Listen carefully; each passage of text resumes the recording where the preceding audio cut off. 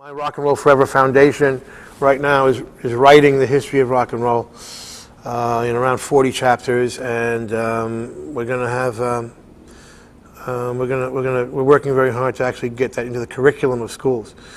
A number of reasons. First of all, we need to have the music classes themselves have been cut, as you know, drastically. Hopefully this new thing Obama's doing is going to fix that to some extent. I spoke with both Teddy Kennedy and Mitch McConnell about the failure of No Child Left Behind and how it was in fact causing schools to cut literally all the arts classes and even gym classes in some cases. I mean, just, you know, because they became obsessed with this testing thing, which unfortunately doesn't necessarily mean learning, you know, but it's a whole nother discussion. But anyway, so at the moment, we couldn't quite win the war of putting instruments in kids' hands and putting them in music class. So I thought, let's take one step back from that and teach them the history of rock and roll, which is the history of America in the 20th century. So they'll learn learn history without even realizing it. Every statistic shows that if a kid likes one class or one teacher, they will go to school. I've been talking about this now a couple of years and people find it hard to believe, but we have a dropout epidemic that is so amazing that people don't believe me when I say it, but look it up. A third of all high school students drop out, and 50% of all kids in the poor neighborhoods, yeah, which is just incredible, you know. And so I see this as a way of keeping kids in school because there's that wonderful immediate common ground. Every kid has the iPod on, so just start with whatever they're listening to and let's work our way back, you know. That's the idea. And then they will discover what I think is equally important, which is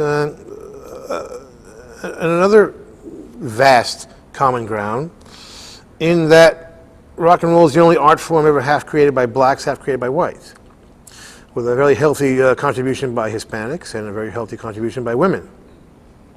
So what a wonderful common ground that is. And what a revelation it's going to be, you know, for black kids to be given permission to be in a rock and roll band, you know, which, you know, how many kids know that they invented rock and roll? You know, none, okay? You know, I think we can safely say. You know, so for a black kid to pick up a guitar is a weird thing, you know, in their, as far as their peers go, you know. Well, this will give them permission to do that. They invented it, you know. You have every right to pick up a guitar. Now look, you know, and if you go the way of getting into hip hop, that's fine, you know, or whatever, you know, your cultural thing may be. You know, obviously this is not instead of, this is in addition to. You know, the options are what make America America, you know, and what hopefully will make our school system better is a little bit more balance, okay? And other statistics show very clearly that any kid who takes music class, and hopefully all this will lead to increased music classes eventually, but increased just access to music class and participation makes you better in math and science. Okay, this is also another fact. Okay, so you have all these things, you know, not at odds with what No Child Left Behind was intending to do, make us better at math and science and have us compete better in the world. That's fine. But music helps that. And it also balances us out. And as I've said 1,000 times, we're the only country in the world that thinks art is a luxury.